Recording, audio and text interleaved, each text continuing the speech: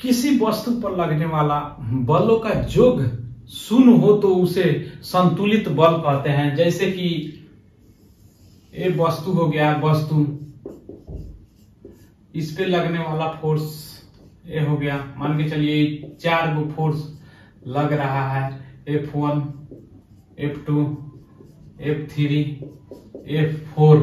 अगर चारों का योग शून्य हो जाए तो इसे संतुलित बल कहेंगे। अर्थात क्या, F1, F2, F3, F4 बराबर अगर 0 हो जाए तो ये चारों बलों को संतुलित बल कहेंगे।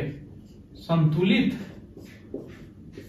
बल हो जाएगा ये चारों बल, यानी कि चारों का योग शून्य हो जाए तो संतुलित बल, और तो चारों का योग अगर शून्य नहीं हो तो उसे क्या कहेंगे, असंतुलित बल कहेंगे। तो असंतुलित बल हो जाएगा, ठीक ना। गति के विपरीत दिशा में लगने वाला बल को घर्षण बल कहते हैं। गति के विपरीत दिशा में लगने वाला बल को घर्षण बल कहते हैं। जैसे कि ये मान के चलिए यहाँ पे कोई वस्तु है, यहाँ पे फोर्स F इसको ठकेल रहा है आगे की तरफ, ये आगे v वेलोसिटी से जा रहा है। इसी के बीच ये धरती है, मान के चलिए कोई भी चीज का कांटेक्ट हो सकता है जिसपे ये वस्तु है, तो ये वस्तु आगे की तरफ जा रहा है, तो ये जो कांटेक्ट होगा इसको आगे नहीं जाने देना चाहेगा कि पीछे की तरफ उसके जो गति जिधर है उसके अपोजिट डायरेक्शन में बल लगाएगा, वही बल को घर्षण बल कहते हैं। अर्थात गति के विपरीत दिशा में लगने वाला बल को घर्षण बल कहते हैं। ये हो जाएगा घर्षण बल। यहाँ पे जो बल लगेगा वो घर्षण बल कहलाएगा। दो वस्तुओं के बीच लगने वाला आकर्षण बल को गुरुत्वाकर्षण बल कहते हैं। जैसे कि R हो जाएगा F, ये दोनों वस्तु के बीच जो आकर्षण बल लगेगा उसे गुरुत्वाकर्षण बल कहेंगे, उसे गुरुत्वाकर्षण बल कहेंगे। इसी पर दोनों द्रव्यमान के बीच लगने वाला कितना बल लगेगा उसको निकालने के लिए न्यूटन ने लॉ दिया था, जिसे न्यूटन का गुरुत्वाकर्षण नियम कहते हैं। उसके अनुसार ये जो दोनों के बीच जो बल लग रहा है ये दोनों द्रव्यमान के समानुपाती, गुणनफल के समानुपाती हो जाता है। गुणनफल के समान यानी कि m1 m2, और दोनों के बीच के दूरी के वर्ग के व्युत्क्रमानुपाती हो जाता है।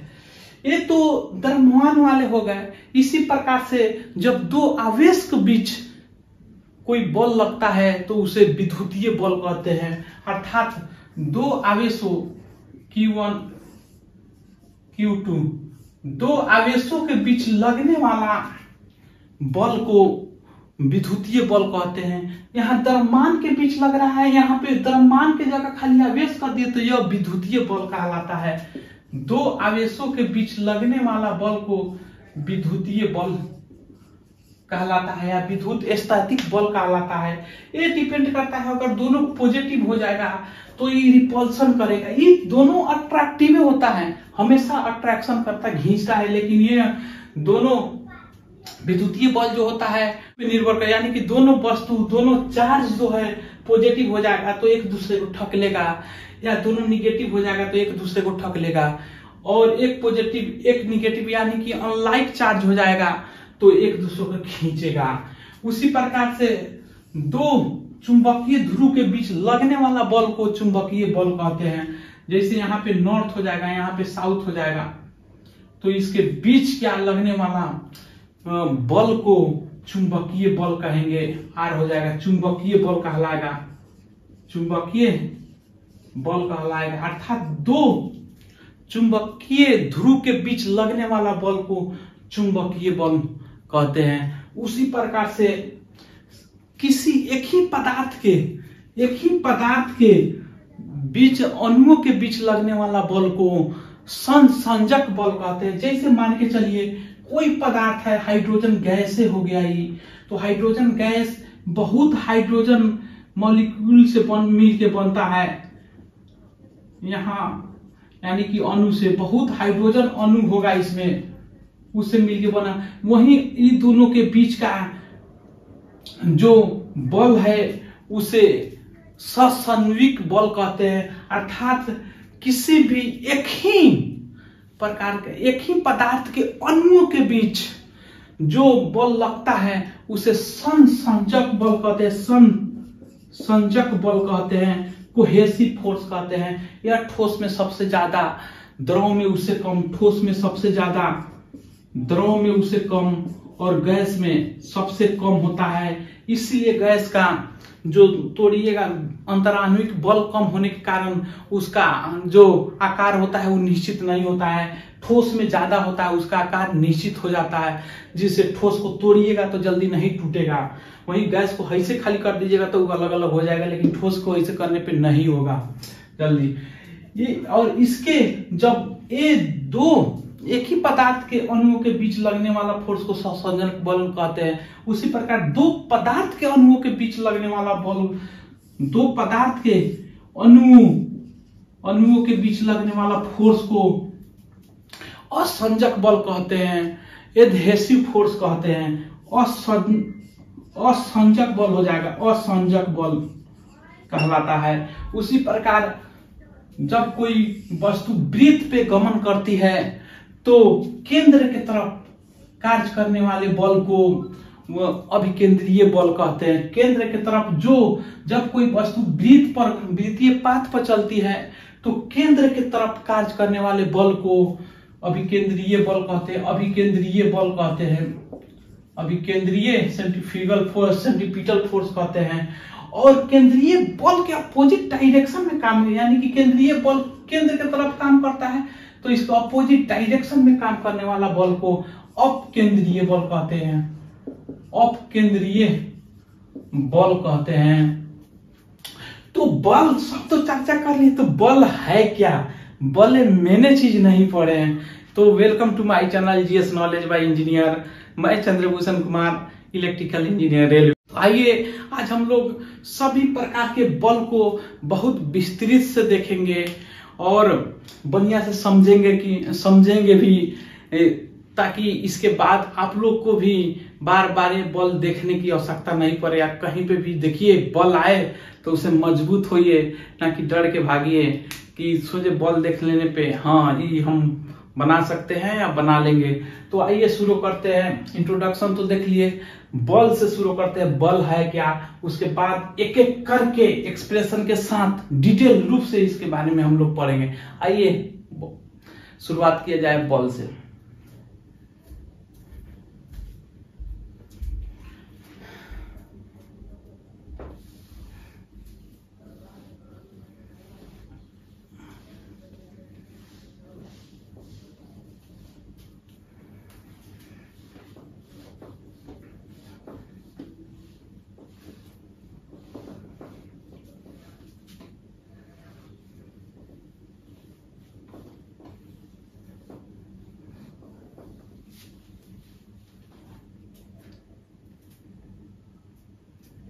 बल वह भौतिक कारक है जो किसी वस्तु के विराम अवस्था, गति अवस्था, दिशा, आकार एवं उसके आकृति में परिवर्तन करता है या करने की चेष्टा करता है, उसे बल कहते हैं।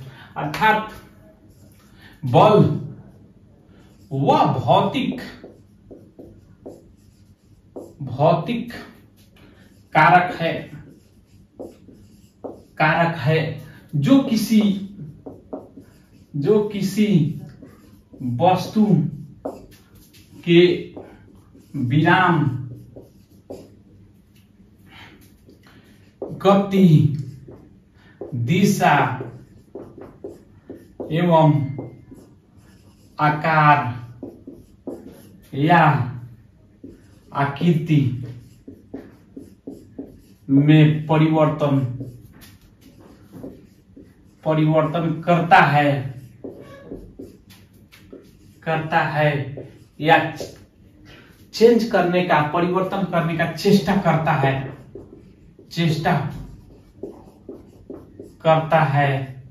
तो उसे बल कहते हैं। बल सदिश राशि होता है, बल सदिश राशि होता है। इसे सूचित करते हैं एफ से, सूचित जो है एफ से। जैसे देखिए बल क्या है, हम लोग पढ़े कि विराम अवस्था को चेंज कर सकता है। जब कोई वस्तु विराम में है, जब तक यह इसमें बल नहीं लगाइएगा तो यह गति अवस्था में नहीं जाएगा, यह हमेशा विराम ही रह जाएगा। अगर बल लगाते हैं तो हो सकता है कि सफिशिएंट बल मिले तो ये मूव करने लगे, यानी कि चलने लगे। तो चलेगा वस्तु कब, जब उस पर बल लगेगा।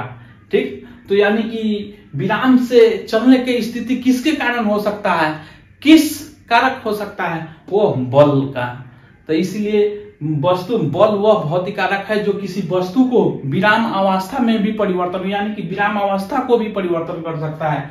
उसी प्रकार मान के चलिए कोई वस्तु चल रहा है, अगर इसको रोकना है तो बल लगाना पड़ेगा।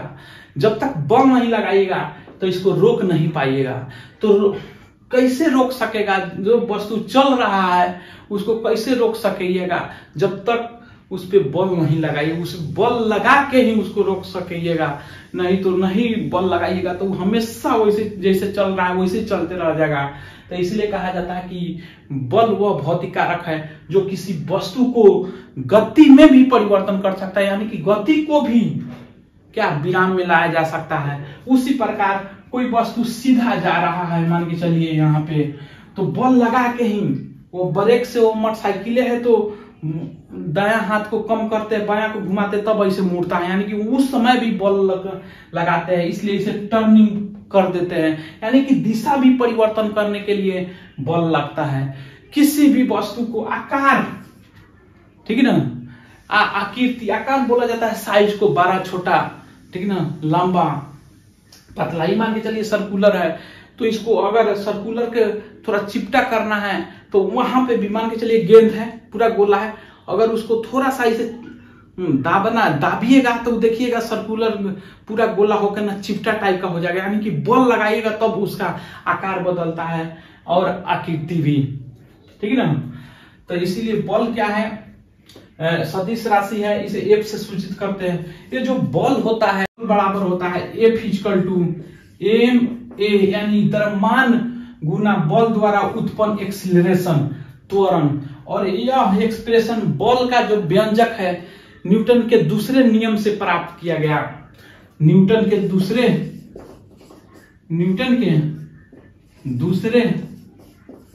नियम से बल का व्यंजक प्राप्त होता है, एक्सप्रेशन या फॉर्मूला बोल सकते हैं। और बल का जो डिफिनीशन होता है, यानी कि बल की परिभाषा होता है, यह न्यूटन के प्रथम नियम से ज्ञात होता है या प्राप्त होता है। तो हम लोग बल देख लिए, अब इसका प्रकार देख लेते हैं। बल के प्रकार, टाइप्स ऑफ फोर्स। बल जनरली दो प्रकार में बांटा जाता है। जनरली बहुत प्रकार की बल है, लेकिन जनरली दो प्रकार में बांटा जाता है। एक में बोला जाता है इसको संतुलित बल, संतुलित बल। दो में बोला जाता है असंतुलित बल, असंतुलित बल। ये नामे से स्पष्ट है, बैलेंस फोर्स। जब दो या दो से अधिक बल का योग शून्य हो जाए तो उसे संतुलित बल कहते हैं। आइए देखते हैं, जैसे देख लीजिए किसी भी वस्तु पर, यह वस्तु है, इस पे अगर एक फोर्स लग रहा है इधर, एक फोर्स लग रहा है इधर, एक फोर्स लग रहा है इधर, एक फोर्स लग रहा है इधर, तो अगर चारों बल का जो योग होगा वो शून्य के बराबर हो जाएगा, उसे संतुलित बल कहेंगे। यानी कि संतुलित बल का क्या हो जाएगा, किसी वस्तु पर लगने वाला बल के योग या परिणाम भी बोल सकते हैं, परिणाम, योग या परिणाम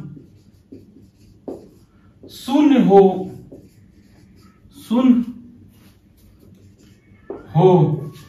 तो उसे संतुलित बल कहते हैं, संतुलित बल कहते हैं, बल कहते हैं। जैसे देख लीजिए वही 4 गो फोर्स मान लीजिए F1, F2, F3, F4, तो संतुलित के लिए क्या कंडीशन हो जाएगा? F1 plus F2 plus F3 plus F4 बराबर अगर 0 हो जाए तो यह क्या कहलाएगा? संतुलित बल कहलाएगा, संतुलित बल कहलाएगा। अगर यही ये चारों बल का योग अगर 0 नहीं हो तो वो असंतुलित बल कहलाएगा। तो 2 में देखिए असंतुलित बल, असंतुलित बल। तो क्या बोल सकते हैं? किसी भी वस्तु पर कार्य करने वाली या लगने वाली 2 या 2 से अधिक बल या जितना बल हो उसका योग 0 नहीं हो तो उसे असंतुलित बल कहते हैं। जैसा उसी से देख लीजिए इक्वेशन से F3 F4 बराबर अगर 0 नहीं हो तो क्या कह देंगे?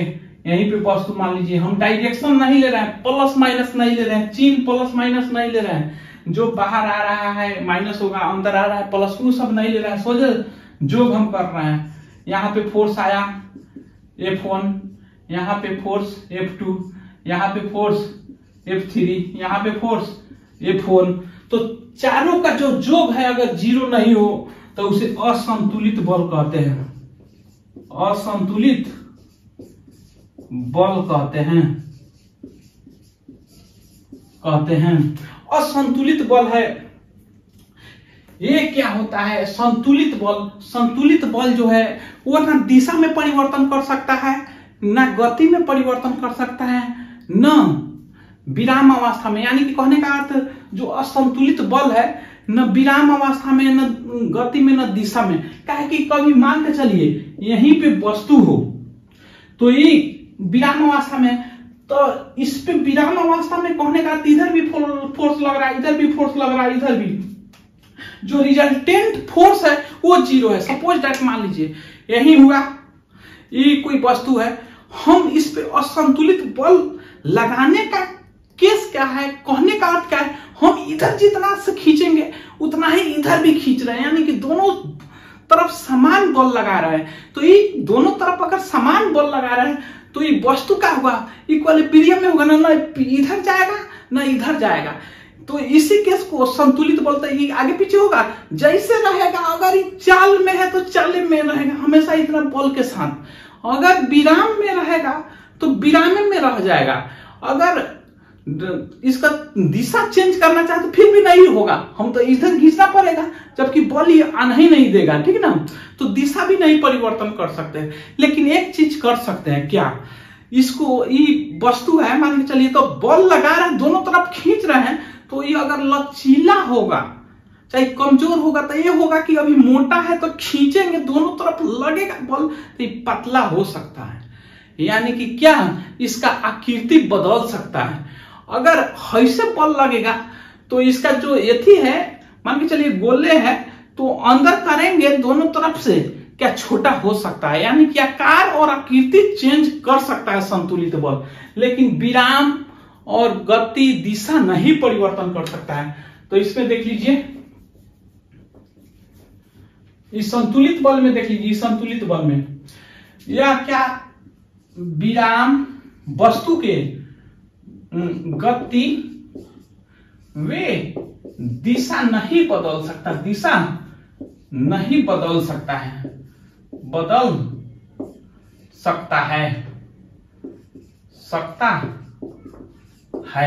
दोनों को डिफिनेशन देखिए, यानी कि संतुलित बल असंतुलित बल को, उसका दोनों का अंतर देख लेते हैं। संतुलित बल,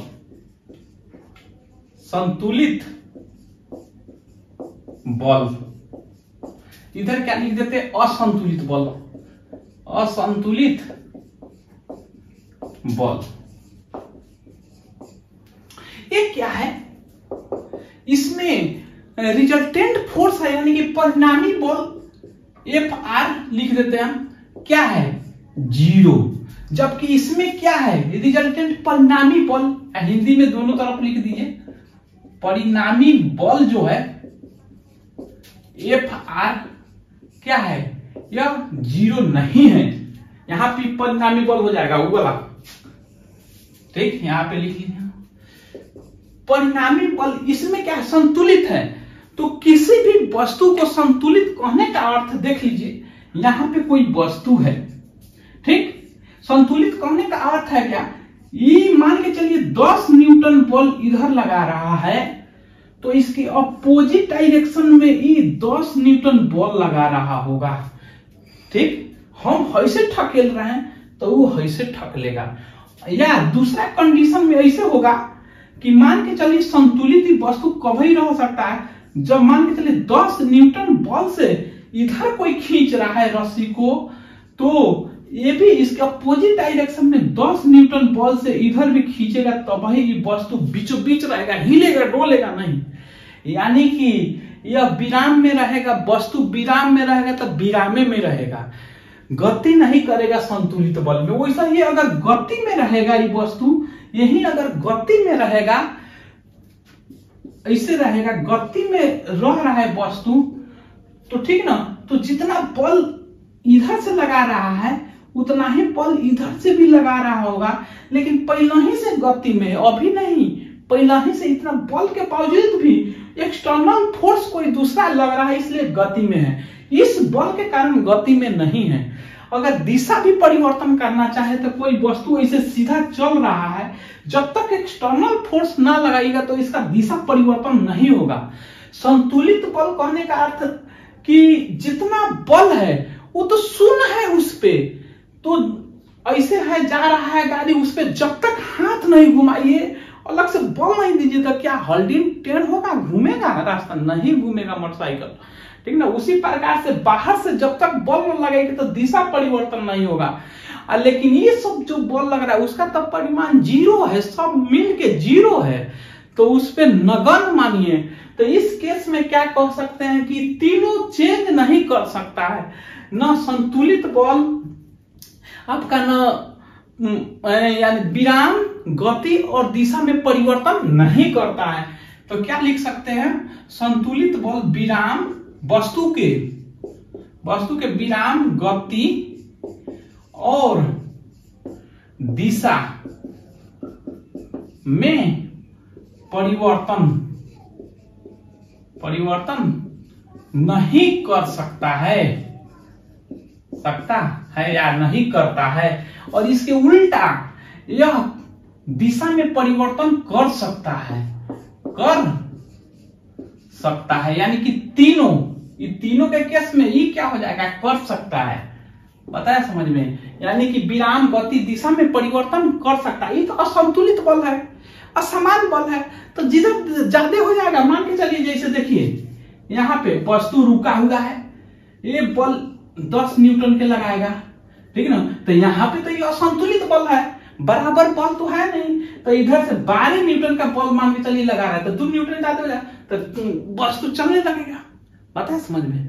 जैसे ही मान के चलिए वस्तु गति में आ रहा है 20 न्यूटन के साथ, तो इधर से अगर 30 न्यूटन लगा दे तो क्या वस्तु रुक जाएगा वहीं पे।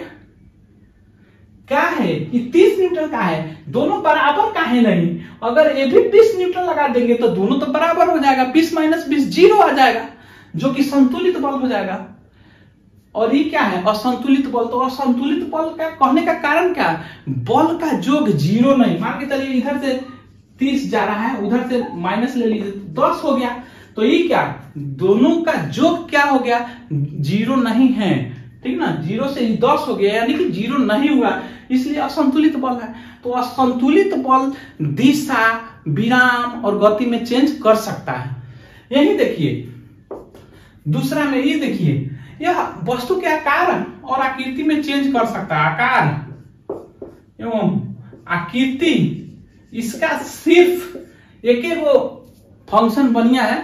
यह क्या करता है, वस्तु के आकार एवं आकृति में संतुलित परिकुचन आता है से कौन सा बल वस्तु के आकार एवं आकृति में परिवर्तन करता है, दोनों दे देगा। दोनों जैसे दे देगा कि संतुलित बल, असंतुलित बल, दोनों कोई नहीं। तो असंतुलित बल मारिएगा। आकार एवं आकृति में परिवर्तन करता है, परिवर्तन करता है, लेकिन ये क्या करता है, असंतुलित बल नहीं करता है, नहीं करता है। आकार एवं आकृति में परिवर्तन नहीं करता है।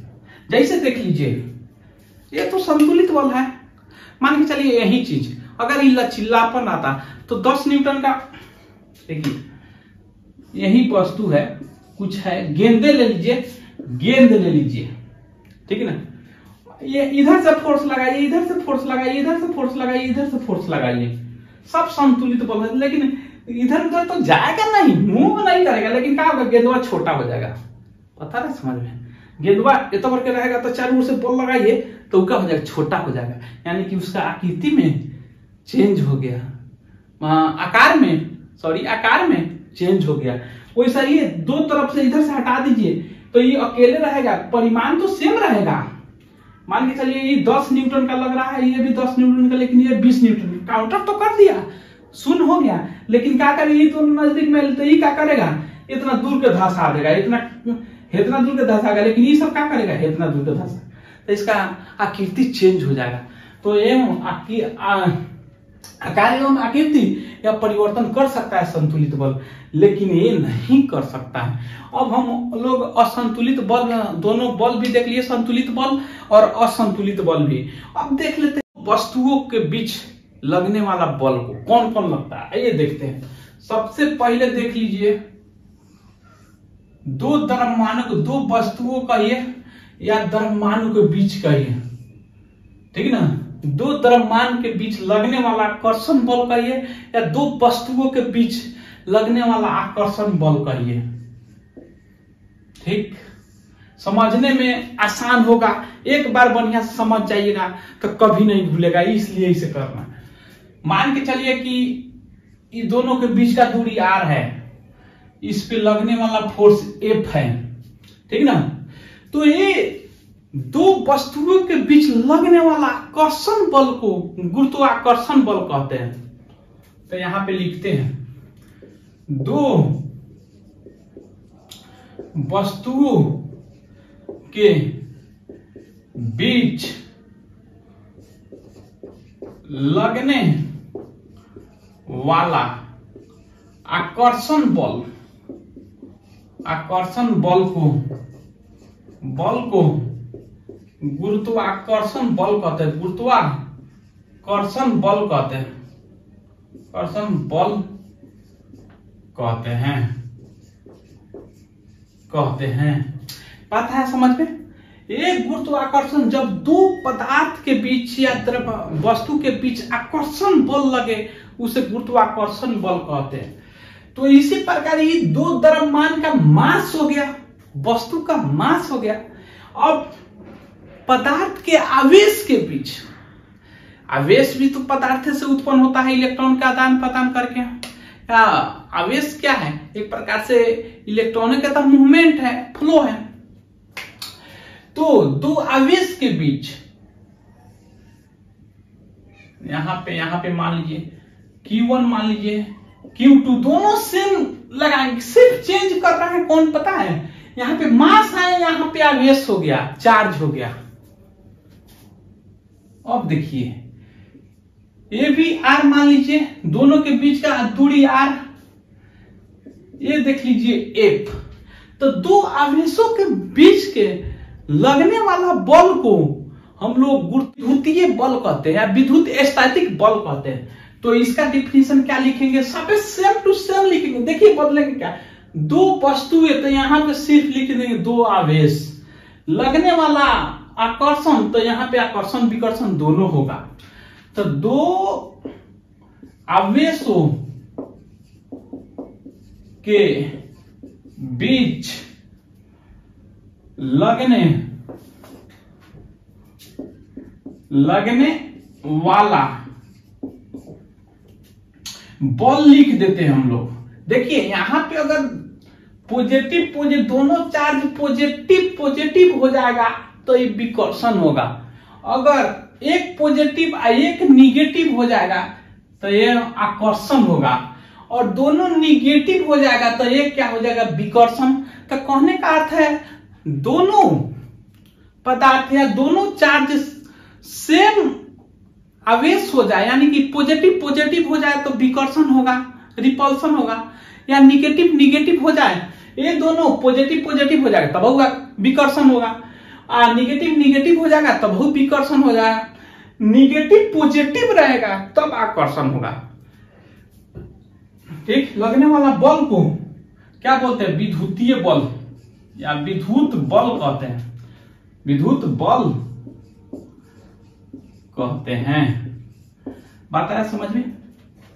ये दो आवेश के बीच हो गया, और दो ध्रुवों के बीच, चुंबकीय पदार्थ के ध्रुवों के बीच लगने वाला बल को क्या करेंगे, इसलिए तीनों साथ लिख रहे हैं। यहां पे देख लीजिए, मान के चलिए यहां पे चुंबक, चुंबक का किसी भी चुंबक को लीजिएगा तो उसका दो जो पोल स्ट्रेंथ, दो पॉइंट का पोल स्ट्रेक्शन या पोल स्ट्रेंथ कहने का अर्थ की अट्रैक्शन जो होता है, अट्रैक्शन आकर्षण बल दो बिंदु पर ज्यादा होता है, उसी दोनों बिंदु को हम लोग ध्रुव बोलते हैं। किसी भी चुंबकीय पदार्थ को दो बिंदु का आकर्षण बल ज्यादा होता है, उसी दोनों बिंदु को हम लोग ध्रुव कहते हैं, जिसके फर्स्ट का नाम देते हैं नॉर्थ पोल, दूसरा का नाम देते हैं साउथ पोल, यानी कि उत्तरी ध्रुव दक्षिणी ध्रुव। पता है समझ में ध्रुव क्या है। अब देखिए ये चुंबक क्या मान के चलिए, नॉर्थ हो गया, ये साउथ हो गया, यहां पे एक चुंबक ले लिए, ये नॉर्थ हो गया, ये साउथ हो गया, दोनों के बीच का दूरी जो है आर है मान के चलिए, इस पे लगने वाला फोर्स एफ है। सोचे लिख देते हैं ध्रुव, ई मान के चलिए ध्रुव, ये भी ध्रुव, ये साउथ ध्रुव हो गया, नॉर्थ ध्रुव हो गया, तो दोनों के बीच यहां पे मान के चलिए पोल स्ट्रेंथ लिया जाता है, विद्युत समानता QM1, इसको ले लीजिए QM2। समझ आया बात। तो दो ध्रुवों के बीच, इसको ध्रुव बोलिए, पोल बोलिए, दो ध्रुवों के बीच लगने वाला बल को चुंबकीय बल कहते हैं। दो ध्रुवों के बीच लगने वाला बल को चुंबकीय बल कहते हैं, चुंबकीय बल कहते हैं। बात आया समझ में। तीनों सदिश राशि है तो क्या हो जाएगा, तीनों एफ से सूचित करते, सदिश राशि है तो सदिश राशि है, यानी कि वेक्टर ऊपर दे देते हैं, बल है तो एफ से सूचित करेंगे। तो ये क्या चुंबकीय बल है, मैग्नेटिक फोर्स है तो एफ एम लिख सकते हैं, ये इलेक्ट्रिकल फोर्स है तो एफ ई लिख सकते हैं, ये गुरुत्वाकर्षण बल है तो क्या एफ जी लिख सकते हैं, लेकिन सिंपल सी एफ से सूचित करेंगे हम लोग। तो ये देखिए, अगर ध्रुव, दोनों का ध्रुव सेम हो जाए, यानी कि नॉर्थ पोल हो जाए तो विकर्षण करेगा, नॉर्थ पोल साउथ पोल हो जाए तो आकर्षण करेगा, या साउथ पोल हो जाए तो विकर्षण करेगा। यानी कि समान ध्रुव के बीच विकर्षण होगा और असमान ध्रुव के बीच आकर्षण होगा। उसी तरह से इसमें हो जाएगा, समान आवेश के बीच विकर्षण और असमान आवेश के बीच आकर्षण होगा। लेकिन ये तो अट्रैक्शन है, कुछ भी हो, ये तो पदार्थ में तो आवेश होता नहीं है, इसमें जनरली द्रव्यमान में तो आवेश होता नहीं है, इसलिए ये हमेशा आकर्षण बल लगता है, हमेशा आकर्षण होता है, आकर्षित होता है। ये देखिए समान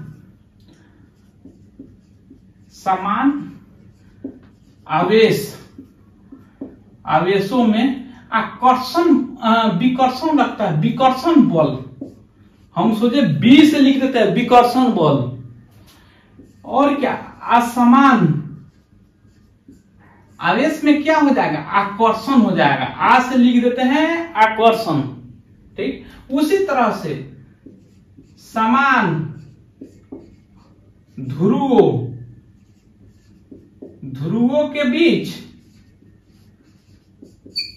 विकर्षण हो जाएगा, विकर्षण बल लगेगा, और असमान ध्रुवों के बीच आकर्षण बल लगेगा। बात आया समझ में क्लियर कट। अब देख लीजिए, ये जो बल है इसको, ये तो देख लिए दो के बीच लगता है, लेकिन असली में इसमें देखिए दो पदार्थों के बीच कितना बल लगेगा, यह एक्सप्रेशन कौन दिया, यह फॉर्मूला कौन दिया, तो कोई तो देगा ना, निकालना पड़ेगा ना कि दो पदार्थों के बीच कितना बल लगेगा, उसके लिए तो फॉर्मूला होना चाहिए। तो ये फॉर्मूला दिए, इसमें गुरुत्वाकर्षण बल में न्यूटन साहब ने, तो ये कौन दिया, संपादन कौन किया, दो वस्तुओं के बीच लगने वाला आकर्षण बल का, और इसका क्या संपादन कौन था, संपादक लिख देते न्यूटन। यह न्यूटन ने दिया, यानी कि दो बल का बीच लगने वाला फोर्स का नियम कौन दिया, न्यूटन ने। यह नियम कौन दिया, कूलॉम्स ने, कूलॉम, ये भी नियम कूलॉम्बे ने दिया, कूलॉम्ब, दोनों कूलॉम्ब दिया, लेकिन ये न्यूटन ने दिया। पता है समझ में। अब देख लेते हैं कहता क्या है, होता क्या है बल। ये कहता है जो दो वस्तुओं के बीच लगने वाला आकर्षण बल जो है वो दोनों के प्रोडक्ट के, यानी कि दोनों पदार्थ के द्रव्यमान के समानुपाती, द्रव्यमान के गुणनफल के समानुपाती, यहाँ पे देखिए F हो जाएगा, यानी कि बल दोनों पदार्थ के द्रव्यमान के समानुपाती दोनों पदार्थ के द्रव्यमान के गुणनफल के समानुपाती, यानी M1 M2, अब बीच के दूरी के वर्ग के व्युत्क्रमपाती, बात है समझ में। तीनों में यही लिखेंगे। इसमें क्या कह देगा, इसमें क्या हो जाएगा, यह विद्युत बल है आवेशों के, दोनों आवेशों के गुणनफल के समानुपाती, बीच के दूरी के वर्ग के व्युत्क्रमपाती। यहां पे भी लिखेंगे, सिर्फ ध्रुव हो जाएगा। पता है समझ में। चुंबकीय बल क्या हो जाएगा, ध्रुवों के, दोनों ध्रुवों के गुणनफल के समानुपाती, यानी Q M1 Q M2, अब बीच की दूरी के वर्ग के व्युत्क्रमपाती। बात आया समझ में। तीनों से मैं खाली नाम बदला, गुरुत्वाकर्षण बल में द्रव्यमान, विद्युतीय बल में आवेश, और चुंबकीय बल में ध्रुव, चुंबकीय ध्रुव। बात आया समझ में। अब तीनों को कांस्टेंट तो हटाएंगे, जो ये पर्सनैलिटी का यानी कि समानुपाती का चिन्ह है वो तो हटाना पड़ेगा, और समानुपाती को चिन्ह हटाने के लिए हम लोग कांस्टेंट लेते हैं, नियतांक लिया जाता है। तो देखिए ये में जो गुरुत्वाकर्षण बल में इसमें जो नियतांक लिया जाता है G लिया जाता है, यानी कि क्या हो जाएगा G M1 M2 by R²। ठीक, इसमें जो है एप्सिलॉन लिया जाता है, एक, ठीक है ना, बराबर 1/4 पाई एप्सिलॉन लिया जाता है। यही एप्सिलॉन बाद में देखेंगे, epsilon not into epsilon R हो जाएगा, और गुना ये दोनों Q1 Q2 बाई R²। बात बढ़िया समझ आए। और इसमें लिया जाता है म्यू लिया जाता है। यह कांस्टेंट हटाने के लिए क्या किया जाता है, म्यू बटा 4 पाई Q M1 into Q M2 by R²। तो कुछ मिला रहे हैं, इसमें तो देखना नहीं है, सोचे G ले लिए। इसमें देखिए विद्युत और चुंबकीय में थोड़ा सा अंतर है, ठीक है ना। विद्युत में क्या है, तीनों कांस्टेंट जो है नीचा आ गया, नीचा है, 4 पाई दोनों में नीचा रहेगा। यहां पे देखिए 4 पाई दोनों में लगाए, नीचा रहे। तीन वो चीज लगाए हैं कांस्टेंट हटाने के लिए, दोनों में देखिए 1 2 3 4 पाई, इसमें एप्सिलॉन टर्म, ठीक ना, इसमें क्या म्यू। तो 4 पाई के अलावा एक एक चीज और ली, इसमें एप्सिलॉन लिए हैं, इसमें म्यू लिए हैं।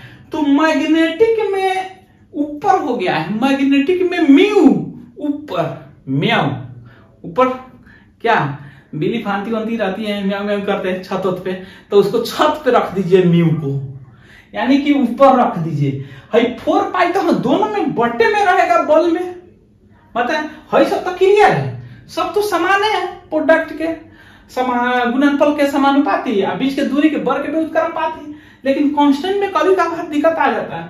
तो 1/4 पाई येहू में, 1/4 पाई येहू में, जो कांस्टेंट एक लिए है एप्सिलॉन, इसमें इलेक्ट्रिक में इसे लिखते हैं इलेक्ट्रिकल, इलेक्ट्रिक फोर्स लिखते हैं ई से, और इसका कांस्टेंट में कौन ऐड किया ई, तो यही ई को एप्सिलॉन बोलते हैं, नाम बोलते हैं, लेकिन याद रखिए मन में एप्सिलॉन तो ये के जैसा लिखाता है ना।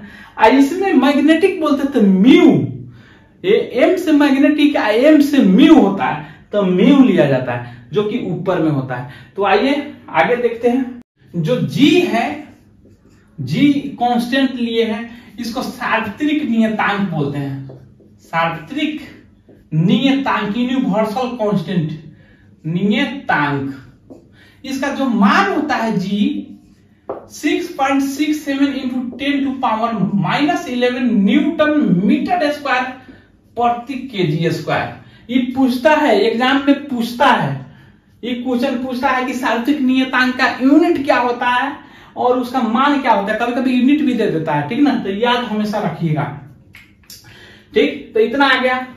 अब ये जो है इलेक्ट्रिकल यानी कि विद्युत बल में एप्सिलॉन, ठीक ना, यानी कि कांस्टेंट, इसको क्या लिख सकते हैं, ये पूरा पार्ट को कभी कभी जो है लिखा जाता है आपका 1/4 हो गया, इसके जगह पर के भी लिख दिया जाता है, के Q1 Q2/r²।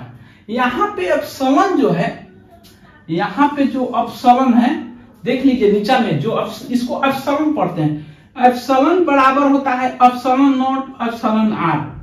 यह एप्सिलॉन को बोलते हैं परम विद्युतशीलता, परम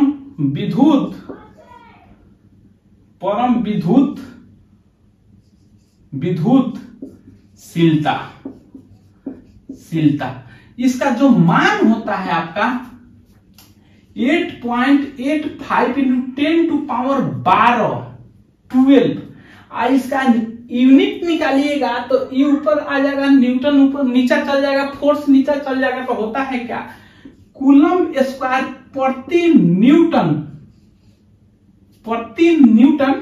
आई यथी है रेडियस, तो m स्क्वायर हो जाएगा प्रति मीटर स्क्वायर, इसका मान हो जाता है। ये परम अविद्युतशीलता के, विद्युतशीलता के, यही आर एयर के लिए ई रिलेटिव यानी कि सापेक्ष विद्युतशीलता हो जाता है, सापेक्ष विद्युतशीलता। इसका हवा के लिए 1 हो जाता है इसका मान। बात आया समझ में?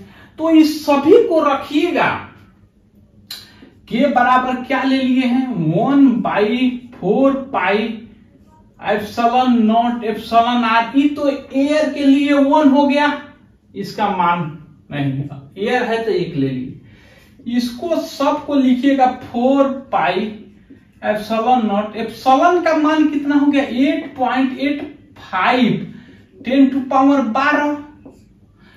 इसका मात्रक लिख लीजिए, लिखना है तो लिख लीजिए। इसका मात्रक कूलम स्क्वायर प्रति न्यूटन मीटर स्क्वायर। तो इस सबको तोड़िएगा तो 9 इंटू 10⁻9 आता है। पता है समझ में? तो के लगे रख दीजिए सोचे भाई 9 इंटू 10⁻9 Q1 Q2/r²। अब इस पे आपका आता है क्वेश्चन, आता है एग्जाम में, पूछ देता है कि विद्युत बल के एक्सप्रेशन में, ठीक ना, के का मान, कांस्टेंट का मान कितना होता है, तो के का मान यही ना होता है 9 इंटू 10⁻9। इस पे क्वेश्चन क्या पूछ देगा, दो आवेशों को 2 गुना कर दिया जाए तो फोर्स पे क्या इफेक्ट पड़ेगा, तो 4 गुना आवेश के समानुपाती है। अगर कहेगा बीच की दूरी को बढ़ा दिया जाए तो जितना बढ़ाएगा उतना से स्क्वायर से भाग दे देंगे।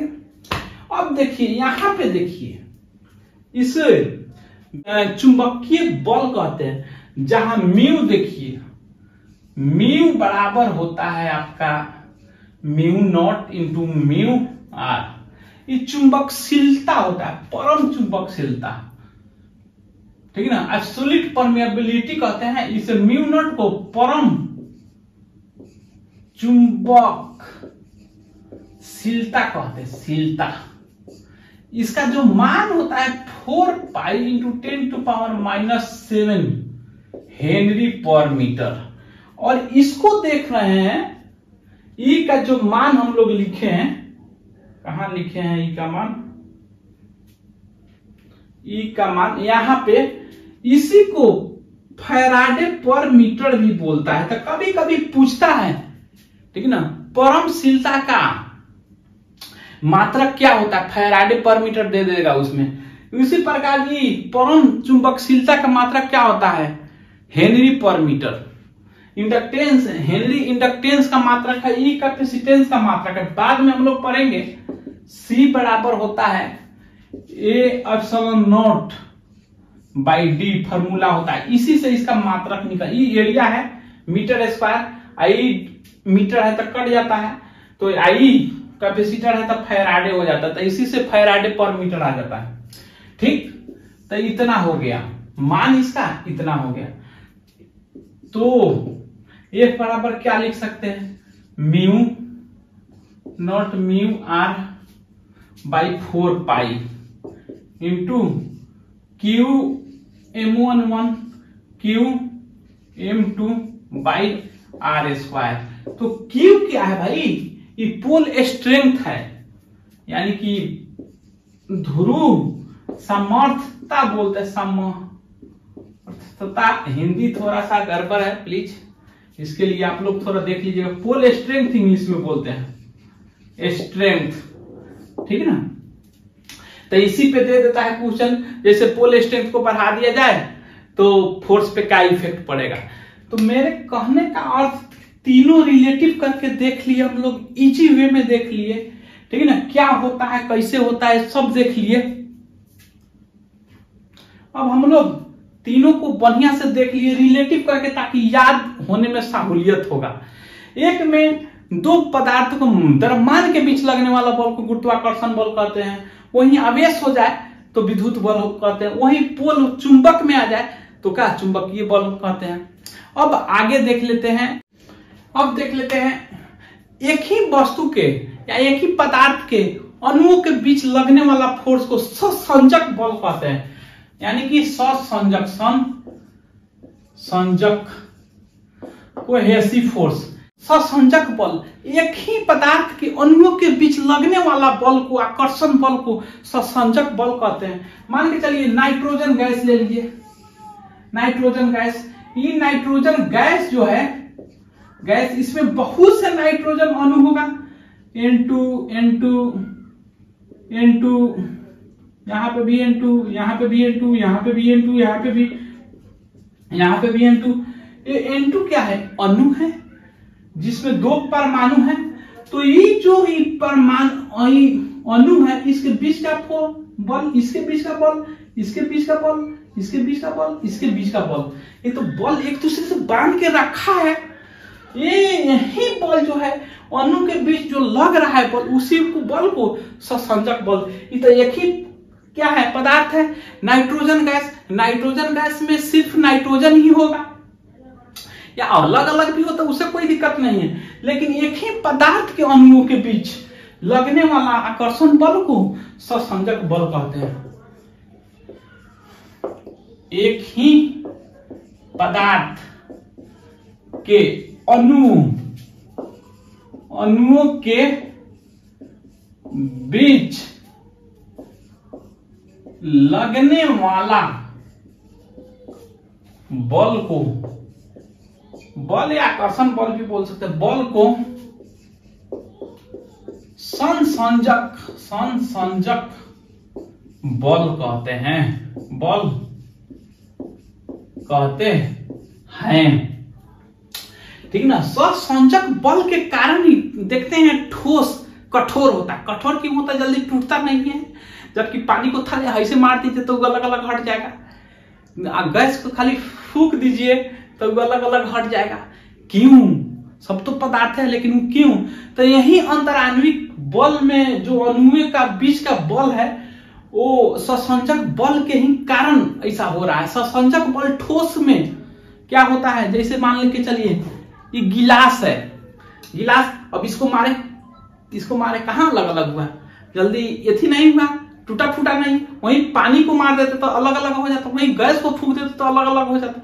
तो का है ठोस वाला का है, इसके जो बीच का अणु है वो एक दूसरे से कस के चकरा है, यानी कि इसके बीच का जो ससंजक बल है वो तगड़ा बल है। बात है समझ में? उससे कम पानी को थोड़ा मारिएगा तब अलग अलग होगा, फूकने पे नहीं जल्दी होगा।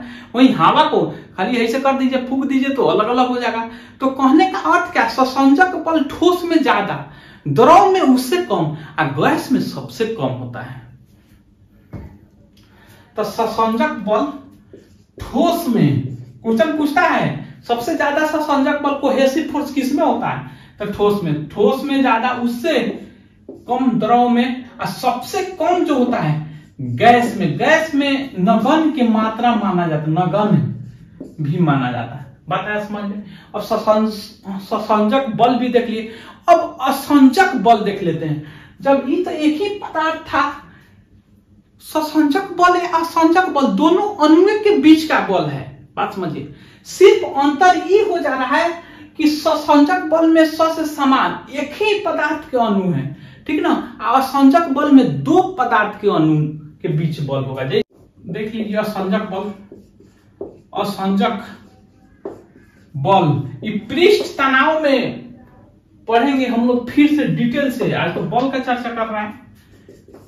असंजक बल बहुत इंपॉर्टेंट ये बल होता है। असंजक बल दो पदार्थों के अणु के बीच लगने वाला बल को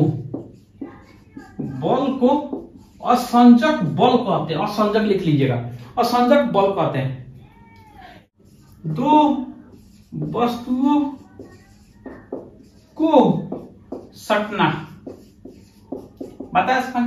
अब दोनों देख लिए, एक पदार्थ रहे, दोनों अणुओं के बीच लगने वाला ही बल है, वो असंजक बल हो चाहे ससंजक बल, अंतर सिर्फ पदार्थ का हो जा रहा है। एक ही पदार्थ के अणुओं के बीच लगने वाला बल को ससंजक, और दो पदार्थ के भिन्न वस्तुओं के पदार्थ के अणुओं के बीच लगने वाला बल को क्या, असंजक बल कहते हैं। अब आगे देख लेते हैं अभिकेंद्रीय बल। केंद्रीय बल सेंट्रीपिटल फोर्स कहते हैं, ठीक ना। वृत्त के केंद्र की तरफ, ठीक ना, लगने वाला बल को, वृत्त के केंद्र की तरफ लगने वाला बल को अभिकेंद्रीय बल कहते हैं। जब कोई वस्तु वृत्त पर गमन करती है तो उसके केंद्र पर लगने वाला बल को अभिकेंद्रीय बल कहते हैं। तो सोचे हम लोग लिखेंगे, ज्यादा डिटेल नहीं, सोचे लिखेंगे वृत्त के केंद्र की तरफ कार्य करने वाला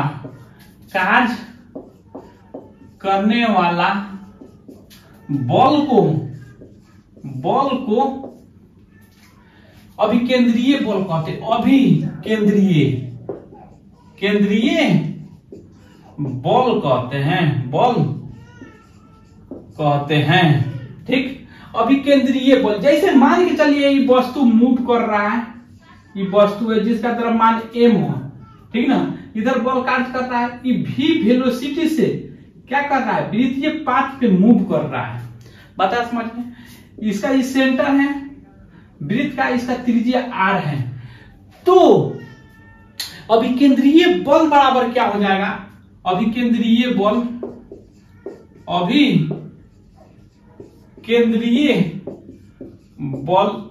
F बराबर क्या हो जाएगा, F बराबर होता है mv²/r। जो गतिज ऊर्जा पढ़ते हैं तो उसमें आधा हो जाता है, 1/2 mv² हो जाता है। लेकिन सिर्फ पहला वाला पार्ट गतिज ऊर्जा का लेंगे, आप भाग दे देंगे r से, उसी आधार पे ई निकलता है, ठीक ना, गतिज ऊर्जा से हो गया। तो ये बराबर क्या हो जाए, mv² बाई r। ये फॉर्मूला हो गया इसका, किसका, अभिकेंद्रीय बल का। तो इसमें पूछ देता है कभी कभार, सिर्फ वृत्त का त्रिज्या इतना है, जिस वृत्त के पास पर कोई वस्तु मूव कर रहा है वो इतना वेलोसिटी से कर रहा है, ठीक ना, और जिसका द्रव्यमान इतना है दे देगा m, तो उसका सेंटीपिटल अभिकेंद्रीय बल का मान बताइए। तो तीनों चार पुट रख दीजिएगा, हल्का पूछता है, अगर पूछबो करेगा तो ये हल्का पूछता है। आगे के देख लेते हैं हम लोग, ये तो अभी केंद्रीय बल देख लिए, अब देख लेते हैं अपकेंद्रीय बल। अपकेंद्रीय बल, अपकेंद्रीय बल क्या होता है, ये तो सेंटर के, वृत्त के सेंटर के तरफ जो बल लग रहा है अभिकेंद्रीय बल लग रहा है, अब वृत्त के बाहर के तरफ जो बल लगेगा उसे अपकेंद्रीय बल कहते हैं, ठीक ना। तो यानी कि ऐसे बोल सकते हैं, ठीक ना, अभिकेंद्रीय बल के विपरीत दिशा में लगने वाला बल को क्या बोलते हैं, अपकेंद्रीय बल बोलते हैं,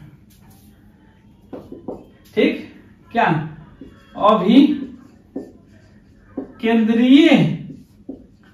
बल के विपरीत दिशा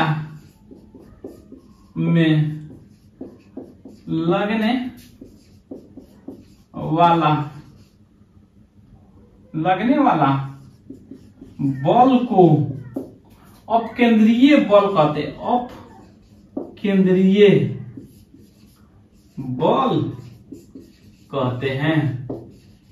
पता है समझ में।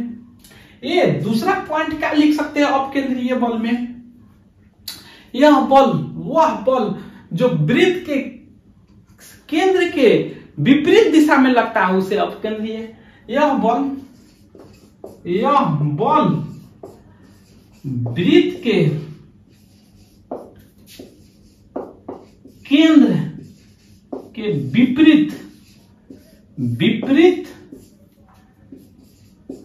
दिशा में कार्य करती है। कार्य करती है या लगती है, करती है, या कार्य करती है या लगती है, ठीक ना। यह अपकेंद्रीय बल के सिद्धांत पे जो वॉशिंग मशीन हम लोग का होता है वो कार्य करता है। वॉशिंग मशीन किस बल पे काम करता है, उदाहरण में देख लीजिए। उदाहरण, वॉशिंग मशीन हम लोग का है, वो इस पे काम करता है। वैसे दूध से मक्खन निकालना, दूध से मक्खन निकालना उसी प्रकार ही अभिकेंद्रीय बल पे है। मौत का कुआं वाला जो मूव करता है, मौत का कुआं के चारों तरफ मोटरसाइकिल से चक्कर लगाता है, वह अभिकेंद्रीय बल होता है। या कोई भी पदार्थ को बांध लीजिए रस्सी से, उसको ऐसे घुमाइए तो देखिएगा ये घूमेगा। यहाँ पे सेंटर उंगली का कहते हैं, यह घूमेगा तो क्या होगा, ये बल लगाएगा इधर, जो रस्सी होगा उस सेंटर के तरफ, अंतर के तरफ बल लगाएगा, जिसके लिए अभिकेंद्रीय बल कहते हैं। यानी कि रस्सी को घुमाइए तो किसका उदाहरण हो जाएगा, अभिकेंद्रीय बल के कारण, ठीक ना। ये दोनों देख लिए। अब लास्ट वाला देख लेते हैं हम लोग, घर्षण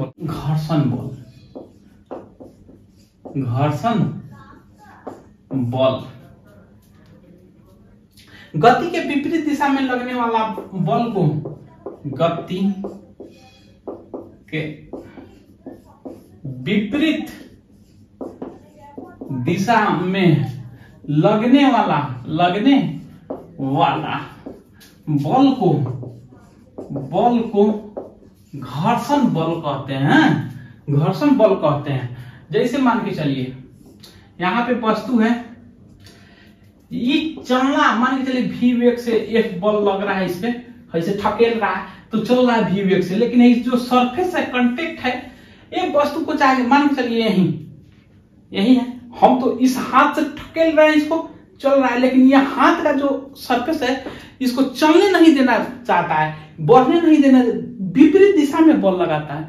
वही जो विपरीत दिशा में बल लगता है, मान के चलिए ये बल, विपरीत दिशा में, तो यही फ्रिक्शन फोर्स हो जाता है, यानी कि फ्रिक्शन बल घर्षण बल कहलाता है।